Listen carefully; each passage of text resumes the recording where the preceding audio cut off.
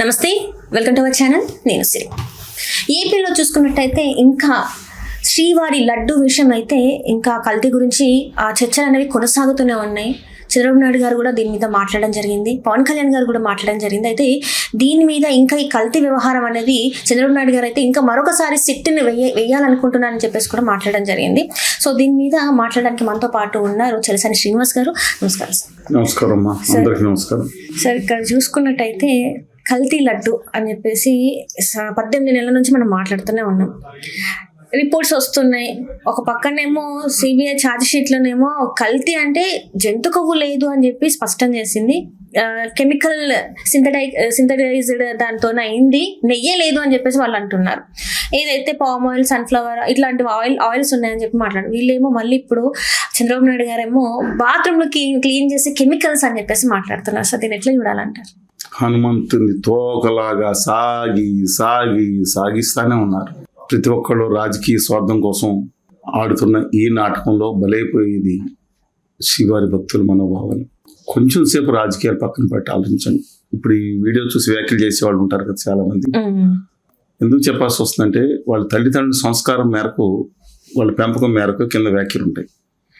వాళ్ళు మంచి చేసినా, చెడు చేసినా, విమర్శ ఏది చేసినా, ఒకవేళ ఏదో వాళ్ళ పెద్దలు ప్రతిఫలించిన వాళ్ళ విశ్వాసాలకే వాళ్ళకే చెందుతాయి.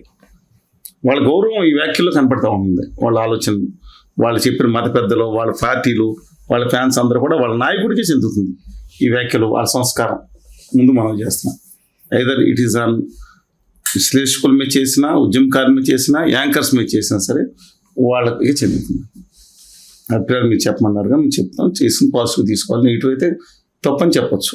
కానీ అసభ్యంగా వ్యాఖ్యలు చేసేటప్పుడు నేను వాళ్ళ గురించి చెప్తున్నాను. ఎస్పెషల్గా అడ్డు అప్పు లేకుండా చేస్తున్నారు. వాళ్ళ రాజకీయ నాయకులకు సిగ్గుంటే వాళ్ళ కుటుంబాల మీదకి వచ్చినప్పుడు కాదు, మిగతా వాళ్ళ మీద మొదలు కేసులు పెట్టిన అందరినీ 1000 మంది ఖచ్చితంగా లోపలేసి 5 సంవత్సరాలు లోపల పెట్టండి. అసభ్యంగా చేశాను, లైన్ అయిపోతుంది, సెట్ అయిపోతుంది. సరే, coming back to the point now, Chandrababu Naidu గారు చేస్తున్న వ్యాఖ్యలు ఏదైతే ఉన్నాయో మిగతా వాళ్ళు కానీ ఎంత బాధాకరంగా ఉంటుందంటే, నేను ఆ విషయాలు ఏం జరిగిన తర్వాత మాట్లాడతాను. బాత్రూమ్ టాయిలెట్లు అంటే నేను లడ్డు నేను వెళ్ళిన నా దగ్గర ఉంటుంది కదా, అక్కడ టీడీ దేవస్థానంలో ధనదర్శనం కాదు మిగతా కొనుక్కునే దాంట్లో ఉంటుంది కదా. మళ్ళీ చెప్తున్నా అండి, నేను ఆ రోజు లడ్డు నేను స్వీకరించాను, ప్రసాదం స్వీకరించాను. ఈ లాస్ట్ మంత్లో కూడా జనవరి 4వ తారీఖున వెళ్ళాను, నవంబర్లో వెళ్ళాను, అంతకుముందు వెళ్ళాను. అప్పుడు కూడా అంటే నేను బాత్రూమ్ టాయిలెట్లు దాంట్లో లడ్డూలు తిన్నాను అనే అభిప్రాయం మీరు కలిగిస్తే అత్యంత బాధాకరం. అది మత సెంటిమెంట్లు దెబ్బతీయటం. ఒక చిన్న ఇంకోటి కూడా చెప్తాను, అది పూర్తిగా కెమికల్ కాదు. పామాయిల్ కెమికల్ ఏంటండి? దాంట్లో నెయ్యి కల్తీ కాదు, ఒక దుర్మార్గమైన దొంగ పదార్థం సప్లై చేశారు. నెయ్యే సప్లై చేయకుండా సన్నాసి పదార్థం సప్లై చేశారు. దాన్ని ఆ స్మెల్ రావడానికో లేదా దాన్ని మెయింటెనెన్స్కో ఏది కెమికల్స్, తర్వాత బీటా కెరోటిన్ అన్ని రంగు రావడానికి కలిపారు. అంటే ఒక చెత్త దుర్మార్గమైన నికృష్టులు చేశారు ఆ కల్తీని. వాళ్ళందరినీ వదలకూడదు. ఒక అవినీతి కాదు ఇది. అవినీతికి మించిన మత విశ్వాసంతో ఆడుకునే నీచమైన పని చేసిన ఎవరిని వదలకూడదు. మళ్ళీ వీళ్ళు కుమ్మక్కిపోతాను. ఎందుకంటే ఆ రోజు టీటీడీ బోర్డులో, పర్చేజ్ బోర్డులో ఎవరున్నారు, ఇప్పుడు కూడా అధికార పార్టీలో ఉన్నారంట, ముఖ్య స్థానాలను కొంతమంది. అందువల్ల ఇప్పుడు వాళ్ళు కూడా ఉన్నారు. ఇంకొక ఆయన ఏది అత్యున్నత అధికారి పనిచేసిన మాజీ అధికారి ఒక ఆయన, రాష్ట్రపతి దేశం నెత్తిన శనిలా తగలబడ్డారు కొంతమంది. ఇళ్ళు కొంతమంది అంటున్నాను శనిలా తగలబడ్డారు. హోదా విభజన హామీలు అక్కర్లేదని కోతలు కూసే హక్కుపక్షులు కూడా ఉన్నారు. వీళ్ళ ఆంధ్రప్రదేశ్లో హక్కుపక్షుల వ్యాఖ్యలు చేసేవాడు. వీళ్ళు ఒక రాజకీయ నాయకులుగా మారిపోయి ఆ ఉత్తర ఆర్య సనాతనవాద వ్యాఖ్యలు పడ్డారు. వీళ్ళు చాలా బాధగా ఉంటుంది. వీళ్ళకి పని పాట లేదు. వీళ్ళ అధికారాల్లో ఉండగా సకల సౌకర్యాలు అనిపించి క్యాబినెట్ హోదాలు అనిపించిన ఉంది వీళ్ళకి. ఇవాళేమో వాళ్ళ వర్గానికి నష్టం ఏంటంటే, ఇంత దిక్కుమాల సంతతి బయలుదేరారు.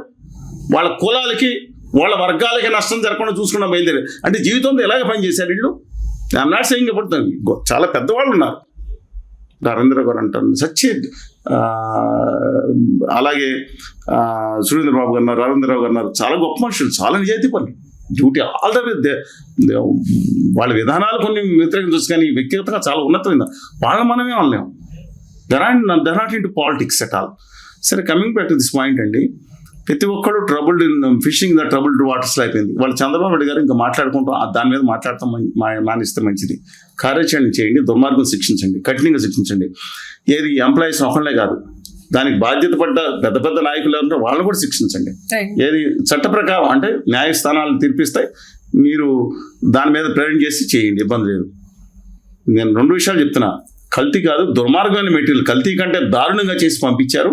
వాళ్ళ దాంట్లో ఇంకో పార్టీ వాళ్ళు 4 ట్రక్కులు ఇప్పుడు వెళ్ళి కదా, 4 ట్రక్కులు ఏంటండి, 1000 ట్రక్కులు వస్తే దాంట్లో ఎవరన్నా శిక్షించాలంటున్నాం కదా. ఇంకోటి జరుగుతుంది, అసలు నాకు అర్థం కాదు. ఇంతకుముందు స్పష్టంగా నేను చెప్తున్నాను, అఫీషియల్గా చెప్తున్నాను, అంటే టీటీడీ దేవస్థానం ముఖ్యమైన వాళ్ళు కన్ఫర్మ్ చేసిన మేరకు అయోధ్యకి కల్తీ లడ్డు సప్లై చేశారు. ఎవడండి మాట్లాడింది? పవన్ కళ్యాణ్ గారు. కళ్యాణ్ బాబు గారు. 1,00,000 లడ్డూలు ఎవరు చెప్పారండి? వీళ్ళ చెవులే ఇంత పచ్చి అబద్ధాలు. వెళ్ళి టీటీడీ బోర్డు నుంచి అఫీషియల్ చెప్పు. ఒకరోజు తెలియదు అంటే అది తెలియదు అనుకుంటాను. ఎందుకంటే అప్పుడు చెగువేరాల నుండి ట్రాన్స్ఫర్మేషన్లో మారిపోయి క్రిస్టియన్ కింద పిల్లలు పెంచుకుని చిన్నప్పుడే క్రిస్టియన్ అయిపోయి బాప్టిజ్ అయి చేయబడి అఫీషియల్గా భగవంతుడి ముందు బైబిల్ నుండి పోయించుకునే అద్భుతమైన శక్తి కలిగిన ఆయన చెప్పారు కదా. ఎలా ఉంటుందో జేసు గురించి గొప్పగా చెప్పారన్న. అల్లా గురించి, ఇది బీఫ్ తినటం గురించి చాలా గట్టిగా మాట్లాడారు ఆయన సంగతి ఆ ట్రాన్స్ఫర్మేషన్లో తెలియదు. తర్వాత ఇవాళ 2వ కూడా వచ్చి ఆయన 10 మంది కూర్చున్నారు కదండి, కూర్చుని అప్పుడు కూడా తిరుపతికి కల్తీ లడ్డూలు అంటారండి, జంతు కొవ్వు ఆ లాడ్డు పెద్ద తప్పుగా రిపోర్ట్ ఇచ్చారు, మాట్లాడారు. అప్పుడు కూడా అయోధ్యకు పంపించిన దాంట్లో అసలు ఒక్క లడ్డు కూడా మంచి నెయ్యి, అది కూడా జూపల్లి రామేశ్వరరావు గారు, మీ అమిత్ షా గారి దగ్గర జాంజిగిరిగా ఉన్న సౌరభ్ బోరా గారు ఇచ్చిన స్పెషల్గా దేశీ గీ, అంటే గిరిరావులతో వాళ్ళు భావించే గీతో తయారు చేయించి ఇచ్చిన లడ్డూలు జనవరి 19వ తారీఖున ప్యాక్ చేయించి 20వ తారీఖున పంపిస్తే అక్కడ మహంత్ గారు అందరికీ పంచారని జరుగుతుంటే ఈయన ఎవరండి? విద్వేషాలు, మా వెంకటేశ్వర స్వామి గౌరవ ప్రతిష్టలు మంట కలపడానికి చూస్తుంది ఈయన. కాదని అడుగుతున్నా నేను. If I'm wrong please correct me. ఇవాళ కులగజ్జి, మత పిచ్చి, మత ద్వేషం ఉంటే ఒక్క నిమిషం వెంకటేశ్వర స్వామి ముఖ్యమా మీకు, ఈ ముఖ్యమా ఆలోచించుకోమని మాట్లాడుతున్నాను. అట్లాంటి వెంకటేశ్వర నచ్చని వాళ్ళు ఎవరుంటే వాళ్ళు వెళ్ళి బహిరంగ మాట్లాడమండి. ఇవాళ కులగజ్జి కోసం, వీళ్ళ మత పిచ్చి కోసం, ఇవాళ ఇంకొకళ్ళ కోసం ఎంత దుర్మార్గంగా మాట్లాడే వాళ్ళు కానీ మాట్లాడతాం. మిగతా వాళ్ళు గొప్ప వాళ్ళు ఉన్నారు, వాళ్ళ గురించి మాట్లాడి నేను అడుగుతున్నాను. దేశంలో గొడవలు అయిపోతాయి. ఏం మాట్లాడారండి ఇంతకుముందు? ఇది 100 సంవత్సరాలు జరుగుతుంది ఈ దేశంలోనే. ఇది ఒక దేశం మా వెంకటేశ్వర స్వామి ప్రతిష్టని దేశ స్థాయిలో భంగపరుస్తారా? ఒక్క లడ్డు దాంట్లో అక్కడ పంపించిన లక్షలు మామూలుగా ఆవు నెయ్యి కూడా, ఆవు నెయ్యి అంటే జెర్సీ ఆవులు కొలుస్తాయి.